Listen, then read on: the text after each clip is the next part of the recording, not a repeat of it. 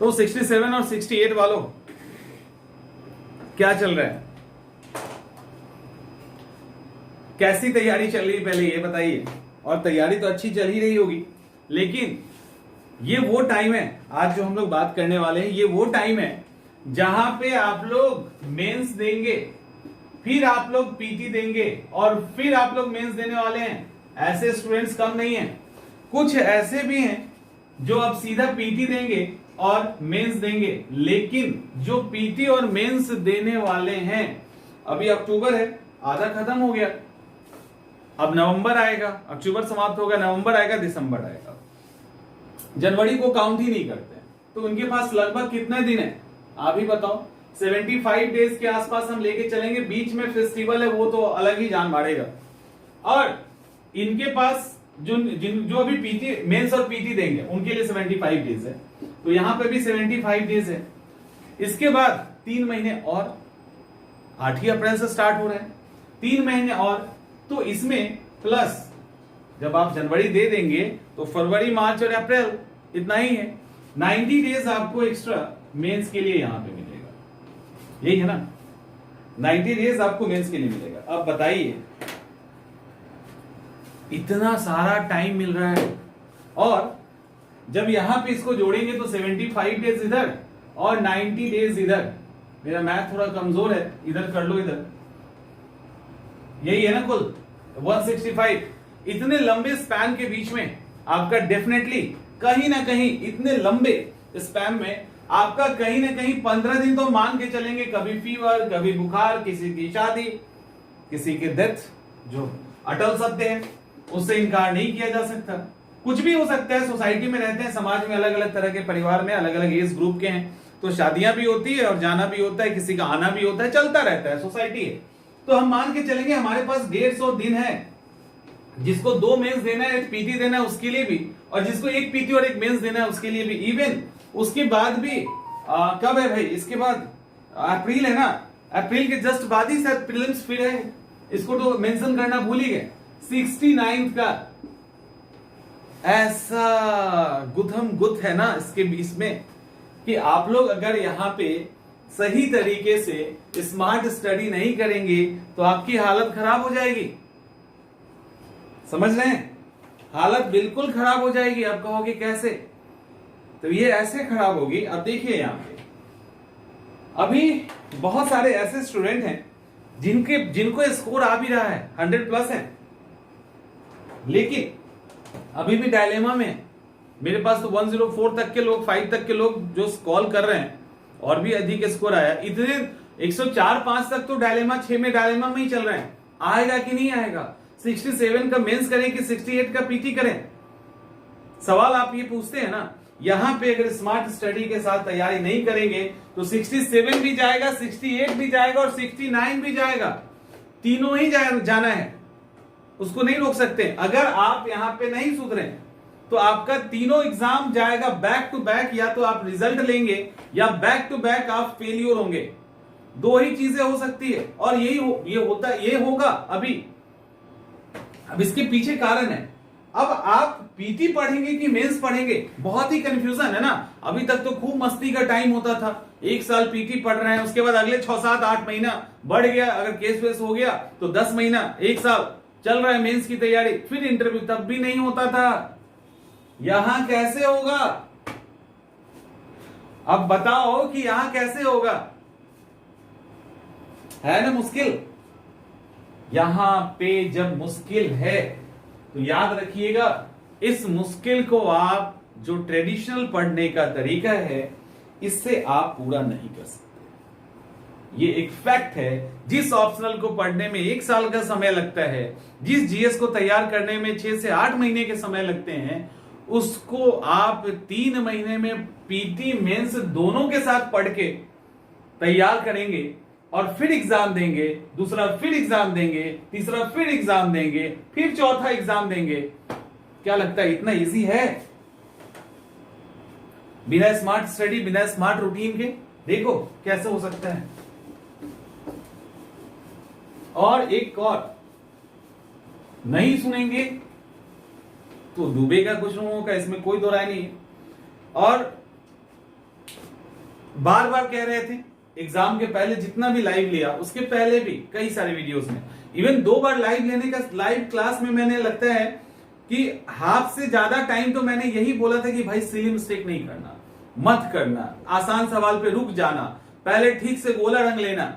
लेकिन जो जिन लोगों ने नहीं किया उनका गड़बड़ हो गया और कर लिया तो 105-6 तक लेके आते। अभी यहां पे अगर ये आप स्ट्रेटजिकल चूक नहीं करेंगे तो रिजल्ट लेने का इससे बेहतर मौका इंटायर बीपीएससी के पीसीएस लाइफ में नहीं आने वाला, इवन किसी को नहीं मिला होगा इस तरह से बैक टू बैक। और जिस तरह से अतुल प्रशासन जो है इन चीजों को कर रहे हैं, तो डेफिनेटली कहीं ना कहीं आपके लिए गोल्डन अपॉर्चुनिटी है। इसको निगेटिव सेंस से देखना पहले बंद कीजिए। दूसरी बात, जिनका स्कोर 105 आ रहा है, जिनका स्कोर 112 आ रहा है और जिनका स्कोर 60 आ रहा है, दोनों का वही हाल है। दोनों का दोनों क्या करेंगे अगर जवाब आप पूछोगे तो दोनों का दोनों मेंस की तैयारी कीजिए, कोई उपाय नहीं है, दोनों ही मेंस की तैयारी करेंगे। ये एकदम से मेंस देने के मोड में तैयारी करेंगे, ये अगले मेंस की तैयारी के लिए, अगले एग्जाम को फाइनल क्वालिफाई करने के लिए तैयारी करेंगे। लेकिन इसके अलावा कोई ऑप्शन है नहीं आपके पास। पहला विकल्प, पहला जो सबसे पहले आप सोचेंगे वो होगा आपके मेंस की तैयारी। ऑप्शन नहीं है आपके पास, लिख के रख लो। और जितने भटक रहे हो ना इधर से उधर, वो हमारे पास या किसी के पास, सर 105 संभव है, 102 संभव है, और स्टूडेंट्स लाइफ में करते हैं, हम लोगों ने भी किया है, ऐसा नहीं है। होता क्या है मैं बता रहा हूं, बड़ा ही फनी चीज है कि पहले कॉल आएगा, कभी इंक्वायरी नंबर पे, कभी हमारे पास डायरेक्ट भी आ जाता है। कॉल आएगा, सर आपका कौन सा कोर्स आया है। मैं बोलता हूं कि इंक्वायरी पे कोर्स का बात करो, पढ़ाई का हमसे कर लो। तो फिर सर प्लीज बता दीजिए, हाँ ये कोर्स चल रहा है, सर कितना फी है, हाँ ठीक है सर हम अभी ऐप पे जा रहे हैं, एडमिशन ले रहे हैं। सर मेरा ना 189 आ रहा है, एससी कैटेगरी हो पाएगा क्या। एक्चुअली उनको कटअप पूछना है, हंसी तो मुझे आ जाती है उस समय, कटअप पूछना है। तो आप लोग में से पहली बात, बेधड़क फोन, जब मैं कॉल उठाऊंगा तो किसी का भी उठाऊंगा, नहीं तो किसी का नहीं उठाएंगे, क्योंकि जब क्लास और टाइम होता है उसमें कैसे उठाएंगे। तो इसमें कुछ होता नहीं अंतर, स्टूडेंट्स का मेरे क्लास के अंदर रजिस्टर्ड है या आप है, उससे फर्क नहीं पड़ता है। फ्री रहेंगे उठाएंगे, नहीं तो नहीं उठाएंगे, सिंपल सी बात है। इतना एक टाइम दिया जाता है, क्लास है तो वहां टाइम दे दिया जाता है।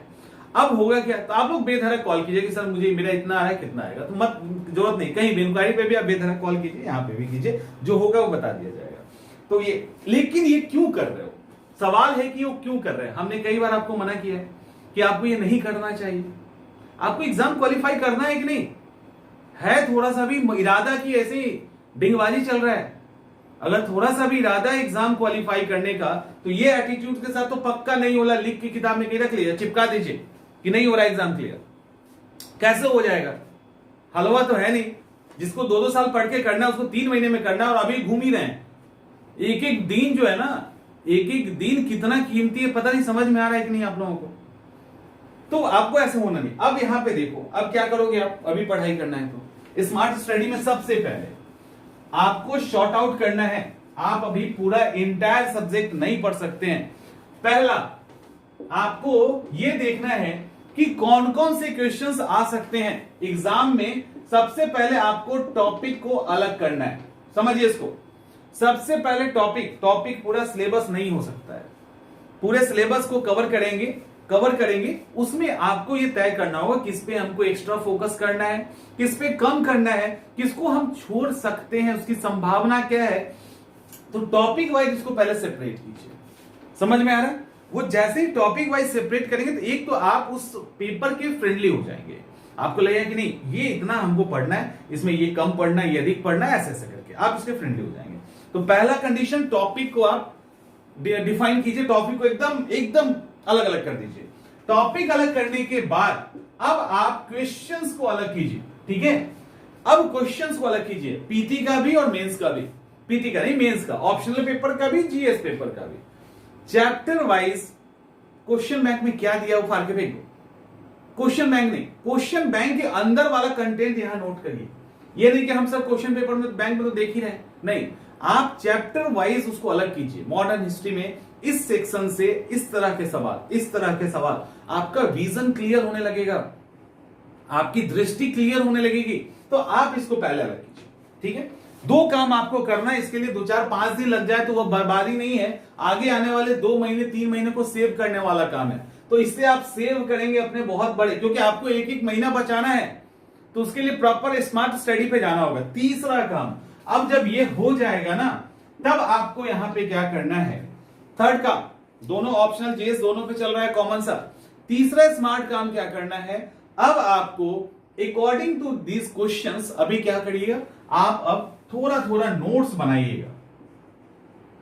यहां पे थोड़ा सा है, नोट्स बनाइएगा। नोट्स कैसे बनाइएगा, जैसे असहयोग आंदोलन, कारण क्या, परिणाम क्या और इंपैक्ट क्या हुआ, इसको क्या अनसक्सेस कह सकते हैं, भारतीय मॉनसून कैसे आता है, प्रोसेस क्या है उसका, कैसे मॉनसून की विशेषता क्या है, और ये बस उसको आप लिखते चले जाइए पॉइंट फॉर्म में।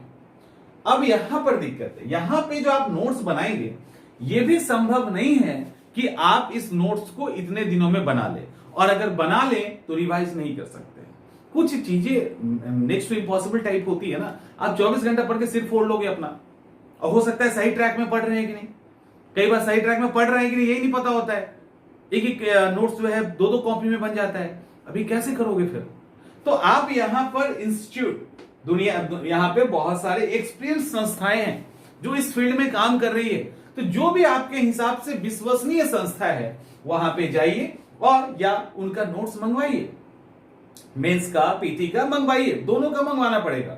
वो नोट्स आप अपने पास रखो। अब उस नोट्स में आप देखिए कि आपका टॉपिक कहां कहां कवर हो रहा है, जहां जहां कवर हो रहा है वहां कुछ पॉइंट्स छूट तो नहीं रहे हैं। अब वहां पे जो आप पढ़ रहे हो, जो आपको एक्स्ट्रा पॉइंट लग रहा है कि यहां मिसिंग है, उसको ऐड कर लीजिए। जो अनवांटेड पॉइंट्स हैं, जो लगता है कि यहां होना नहीं चाहिए, काट के हटा दीजिए। कुछ टॉपिक हो सकता है उसमें मिसिंग हो आपके हिसाब से, उसमें एक व्हाइट पेज लीजिए, उस पे उस टॉपिक का कंटेंट लिख के वहीं चिपका दीजिए। वो नोट्स ही आपका रिवीजन पॉइंट होगा, क्योंकि आप नोट्स बना के अभी रिवीजन करें, ये स्मार्ट स्टडी नहीं होगा, ये टाइम वेस्टिंग होगा कहीं ना कहीं। अब वो आपका, क्योंकि आप उस नोट्स पे काम कर रहे हो, आपको जो बना बनाया अब लिखोगे पढ़ोगे, उसकी जगह आपको बना बनाया नोट्स मिल रहा है, पैसे तो खर्च करने पड़ेंगे, उपाय है नहीं। तो वो आप जब उसको मंगवाएंगे, आप जब उसको लेंगे, तो उस बने बनाए नोट्स में आपको क्या करना होगा, आपको इजी हो जाएगा वो चीज। कैसे इजी होगा, उस बने बनाए नोट्स में आप अपने एक्स्ट्रा पेज डालेंगे, अपना एक्स्ट्रा पॉइंट लिखेंगे, तो आपको उतना तो नहीं लिखना पड़ेगा, और एक आपको सही डायरेक्शन वो दे देगा। क्योंकि आप अगर रूम में बैठ के ऐसे कर रहे हैं तो वो प्रॉपर डायरेक्शन में दिक्कत तो है, इसमें कोई दो राय नहीं है। समझते समझते एक साल निकल जाता है कभी कभी, और आपको 3 महीने में समझ के पढ़ के पास भी होना है, तो वो चीज तो चलेगा नहीं। तो आपको नोट्स को इस फॉर्म में लेके चल रहा है, ठीक है। अब हो गया। अब चौथा सवाल, नोट्स को ऊपर क्यों रखा गया, इसके पीछे भी यही कारण है। चौथा सवाल है किताबें, बुक्स। अब अगर अभी आपको लगता है ज्योग्राफी का, पीएसआईआर का, फिलोसफी का, हिंदी का, जो भी किताबें ऑप्शनल, कोई भी ऑप्शनल A to Z, उसकी किताब सारे पढ़ के आपको लगता है कि आप उस एग्जाम की तैयारी कर लेंगे, फिर यहां पे मार खाने वाली स्थिति आ जाएगी। अब बुक्स पढ़ के, जो मैं शुरू से ही किताब पढ़ने का फेवर करता हूं, मेरे इंटायर वीडियोस में आप देखेंगे कि मैं किताब पढ़ने को कहता हूं कि आपको किताब पढ़ना चाहिए, स्टैंडर्ड टेक्स्ट बुक पढ़ना चाहिए, नहीं पढ़ो तब भी घर में रखो उसको जरूर। यहां पे आपको उसमें से एक चीज को फॉलो करना है, पूरा रखना तो है, किताब खरीदनी नहीं है, वहां आप नहीं बच सकते, आपको ये किताबें खरीदनी तो है, बुक्स आपको लेना है, लेकिन किताबें आपको लेनी है, लेकिन ये जो किताबें आप लेंगे वो सब पढ़ेंगे नहीं, वो आपके सपोर्ट के लिए होगा। यहां पर भी आप इसी, जैसे नोट्स मंगवाने की तो दोनों की बात थी, यहां भी आप नोट्स मंगवा चुके होंगे उस, और टॉपिक आपने डिफाइन कर लिया, क्वेश्चंस देख लिया है, उसके अकॉर्डिंग आप इस नोट्स में, ये जो आपको नोट्स आपके पास आएगा, जो आया है जिसपे मैंने बोला काम करने के लिए, उसमें अब मेंस के पॉइंट ऑफ व्यू से, ऑप्शनल जीएस में कुछ ऐसे कंटेंट है जहां पे समझ की ज्यादा जरूरत है, लाइक सेकुलरिज्म, धर्मनिरपेक्षता क्या होता है, अब वहां पे थोड़ा सा एक्स्ट्रा चाहिए, या भारत में जो सहकारी संघवाद है, कोऑपरेटिव, तो वो है क्या। तो इस तरह के कई सारे सवाल हैं जो कि समझने की जरूरत होगी, नैनो टेक्नोलॉजी, ये सब हो सकता है नोट्स में क्लियर ना हो, आपको नहीं हो, क्योंकि नोट्स तो कंसाइज फॉर्म में बनाया जाता है, तो वहां पे थोड़ा सा किताब पढ़ लीजिए, ज्यादा नहीं। क्लाइमेटोलॉजी, ह्यूमन ज्योग्राफी दिक्कत कर सकता है नोट्स, तो वहां थोड़ा सा ज्यादा पढ़ लीजिए, थोड़ा सा देख लीजिए, उसको देख के कुछ ऐसा कॉन्सेप्ट लग रहा है जो यहां पे मिसिंग है, पुट कीजिए। तो किताबें चाहिए, पढ़नी नहीं है, सपोर्ट में रखना है। किताब चाहिए तो सही, बट सपोर्ट में रखना है, पढ़ना नहीं है। हो गया? तो इतना आपको करना है। अब ये तो हो गया आपका कि आप पढ़ाई में कैसे आगे बढ़ेंगे, लेकिन ये करके आगे बढ़ जाओगे सिर्फ तो नहीं। आपको दो चीजें करनी है, एक तो ये करना है, ये पहले नंबर पे है। दूसरे नंबर पे सोशल मीडिया से यथासंभव की दूरी बना लीजिए। सोशल मीडिया से यथासंभव दूरी बना दीजिए। कोई भी मास्टर बनने की जरूरत नहीं है, बहुत तीसमार खा नहीं है, दुनिया सुधारने चले हैं तो इधर उधर ट्विटर पे कमेंट करना, फेसबुक पे कमेंट करना, जो भी इंस्टा है, जो भी कहीं पे है, इस तरह का नहीं कीजिए। सोशल मीडिया से सुरक्षित दूरी बनाने को कहा जा रहा है, सुरक्षित टोटली दूरी बनाने को नहीं कहा जा रहा है, ये भी क्लियर कर दो। यहां पे आपके पास यूट्यूब और गूगल दो ऐसे हथियार हैं जो इस एग्जाम में आपको मदद करेंगे। वो गूगल ही है और दूसरा यूट्यूब ही है। वो फेसबुक उसबुक नहीं, वो इंस्टाग्राम नहीं है, वो रील्स नहीं है। रील्स देखने में घंटों समय चला जाता है, पता नहीं चलता है, और वो आपको बेचैन करते हैं अंदर से। रील्स जो होता है, अब हाल ये हो गया कि 15 सेकंड का रील्स भी हम लोग स्किप कर रहे हैं, तो सोचो बेचैनी कितनी बढ़ गई है। तो आपको अंदर से ना फ्रस्ट्रेट करता है, तो वो सब देखने की जरूरत नहीं है, क्योंकि अब हम लोग उस जमाने के टीचर तो है नहीं, इस जमाने के, तो हम लोग को भी पता होता है, हम लोग भी देखते हैं, तो इसलिए बताया जा सकता है कि साइड इफेक्ट क्या क्या है। तो एक सेफ दूरी आप सोशल मीडिया से पहला बना लीजिए, ये सबसे जरूरी। दूसरा, एक सेफ डिस्टेंस निगेटिव पर्सन से बना लीजिए। जो भी आपके अंदर निगेटिविटी फैला रहे हैं, जो भी आपकी एबिलिटी को कम कर रहे हैं, जो भी आपको कह रहे 67 नहीं होगा, 69 कीजिएगा, उन सबसे एक सेफ दूरी बना लो। अरे तुम लोग तो कुछ भी कर सकते हो, एक महीने के अंदर आग लगा सकते हो, एक महीने में पलट सकते हैं पूरे रिजल्ट को, समझ रहे हैं? सिर्फ आपको स्मार्ट स्टडी का तरीका फॉलो करना है। हो गया? अब यहां पे कर ली, या इस तरह के लोगों को बोलिए, एक तो कुछ नहीं बोलिए उनको कभी, जब मालूम बहुत सारे ऐसे कोर रिलेटिव्स होते हैं या कोर आपके पर्सन है, उनका बोल भी नहीं सकते हैं, उनसे आप भाग भी नहीं सकते, सुन लीजिए, हाँ ठीक है बोलते रहिए। तो आप 2-4 दिन ऐसे सुनिएगा तो भी बोलना छोड़ देंगे, बोले थेथर टाइप का इंसान, इसको बोल के क्या फायदा, समझ रहे? इस तरह के शब्दों का उच्चारण किया जाएगा और आप सुरक्षित हो जाएंगे। तीसरा, अपने कॉन्फिडेंस को किसी भी स्थिति में गिरने नहीं दीजिए। आपके अंदर हमेशा ये आवाज आनी चाहिए, हम कर लेंगे, हम कर लेंगे। हमारे जैसे और लोग करते हैं तो हम क्यों नहीं करेंगे? हम कर लेंगे। हमें बेहतर तरीके से बोलना है, हमें बेहतर तरीके से फोकस्ड होना है, डिसिप्लिन होना है और बेहतर प्लानिंग के साथ हिट करना है। हम करेंगे, इसके लिए जो जो अनिवार्य है उसको किया जाएगा। फोर्थ, इसी के अंदर आपको उन चीजों पे ध्यान देना होगा जो आपको डरा रहा है। जैसे आप डरा रहा है और आप, वो सबसे अहम है किसी भी एग्जामिनेशन के लिए, और उसको छोड़कर आप बाकी दुनिया का सारा काम कर रहे हैं। जैसे प्रीलिम्स के अंदर क्वेश्चन आंसर है, ठीक है? प्रीलिम्स के अंदर सिली मिस्टेक से बचना, ध्यान नहीं किया जाता, क्वेश्चन आंसर पे ध्यान नहीं देते, खूब पढ़ के जाते हैं, 10 क्वेश्चन गलत, सिली मिस्टेक, सिर पकड़ के आ जाते हैं। 10 याद था, रिजल्ट कंफर्म था, अब या तो फेल कर रहे हैं या डायलेमा में आ गए, समय बर्बाद। तो खूब पढ़ लीजिए इस पे, ये चूंकि ये मानसिक प्रक्रिया है आपकी, ये मानसिक प्रक्रिया, आप क्वेश्चन एनालिसिस करना चाहते हैं कि नहीं, आप अपने सिली मिस्टेक को कैसे दूर करेंगे, ये सोचने के बाद आप इस प्रोसेस पे आएंगे, उसके पहले नहीं। ये तो प्रीलिम्स के अंदर है। अब मेंस के अंदर भी आपको क्या डराता है, वो है आंसर राइटिंग, ठीक है? आंसर राइटिंग आपको डराता है। साइकोलॉजिकली इसको उखाड़ के फेंकिए, इसको निकाल के फेंकिए। बोलो हम सही लिखेंगे, गलत लिखेंगे, लेकिन लिखेंगे जरूर, लिखना नहीं छोड़ेंगे, और जो लिखना नहीं छोड़ेगा वो निकल जाएगा, उसको कोई नहीं रोक सकता है। अरे कंटेंट और जीएस जो है ना, 15 दिन में याद हो जाएगा आपको। ऑप्शनल मैं गारंटी देता हूं इस बात की, 15 डेज में आपका ऑप्शनल और जीएस रेडी हो जाएगा। आप आंसर राइटिंग मजबूत कीजिए, 15 दिन। और ये मजाक में नहीं बोल रहे हैं, ये सीरियसली बोल रहे हैं, पूरे जिम्मेवारी के साथ। 15 डेज इनफ है, स्टार्ट डीआई को छोड़ के, उसको भी साथ में लेके चलिए उधर। तो इसके जितने भी एग्जामिनेशन हॉल में आने वाले कंटेंट है ना, वो आप पढ़ेंगे और सवाल वहीं से आएगा।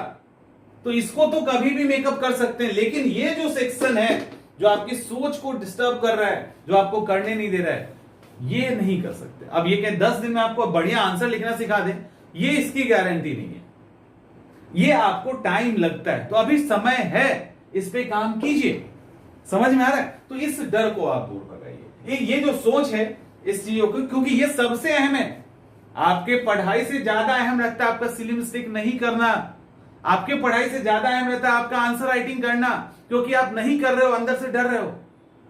और डर अगर रहे हैं तो करेंगे नहीं। तो उस डर को हटाइए, और वो डर आपको भगा देता है वहां से। उस झूठ को सुनना नहीं चाहता। आप तैयारी कर रहे हैं, ये काम नहीं किए तो डेफिनेटली आप फेल कर रहे हैं। कोई नहीं रोकेगा फेल करने से, लेकिन ये आपको बताता है कि नहीं तुम पास कर जाओगे, कोई बात नहीं, हम लोग एग्जाम में लिख लेंगे। तुम मन कहता है आपको चलो मेरे साथ, हम एग्जाम में कर लेंगे, नहीं होगा, सवाल ही नहीं उठता, क्योंकि आपको ये डरा रहा है और घबरा रहा है।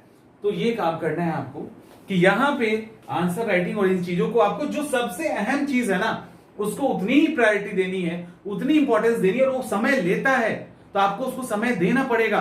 यहां पे आप समय को किसी भी स्टेज में मैनेज कर सकते हो, कहीं पे भी मैनेज कर सकते हैं। ये मैनेजेबल नहीं है, इतना आसानी से नहीं हो सकता। यहां टाइम आपको देना पड़ेगा, क्योंकि कुछ समय के बाद ही आपका विजन क्लियर होगा। आप लाख गाड़ी चला रहे हैं, एक चीज फैक्ट समझिए, आप लोगों ने गाड़ी सीखा होगा, ड्राइविंग करना सीखा होगा। एग्जाम्पल बहुत बढ़िया है ये, आपने खूब ड्राइविंग सीखी होगी। आप ड्राइविंग एक दिन में 20 घंटा कीजिए, दूसरे दिन 20 घंटा कीजिए, तीसरे दिन 20 घंटा कीजिए, उसकी जगह पे 2-2 घंटा डेली कीजिए। तो वो जो फिनिशिंग आएगा ना, वो एक दिन में रगड़ के 20 घंटा करने पे नहीं आएगा। वो एक ड्राइविंग स्मूथ एक टाइम के बाद ही होता है। चाहे आप कुछ भी कर लें, 5-10 दिन लेता है वो स्मूथ होने में, वो 2 दिन में नहीं होगा, कभी 3 दिन में। चाहे 20 घंटा गाड़ी चला लो, आपके पास एक्सपीरियंस होगा। ये बहुत ही सटीक एग्जांपल है इसके लिए। तो ये सारी चीजों को आपको यहां पे फॉलो करना ही है, ऑप्शन नहीं है, कोई विकल्प नहीं है। भटकना छोड़ दो और पढ़ना शुरू कीजिए। और हर घंटा कीमती है। पूरा प्रोग्राम क्रैश कोर्स में जा रहा है आपका। अब नॉर्मल कोर्स ही नहीं है। जिस तरह से एग्जाम के पहले प्रेशर फील करते तो वही करो ना। 3 महीने बाद तो पीटी दे ही रहे हैं, तो अब क्यों प्रेशर नहीं आ रहा? अब तो और एग्जाम आपके सामने है। सही स्ट्रेटजी, सही प्लान फोड़ दीजिए, नहीं तो फूट जाएंगे। अब देखो क्या करना है, ये तो आपका है। लेकिन भटकना बंद करो और पढ़ना स्टार्ट करो। मिलते हैं अगले वीडियो में।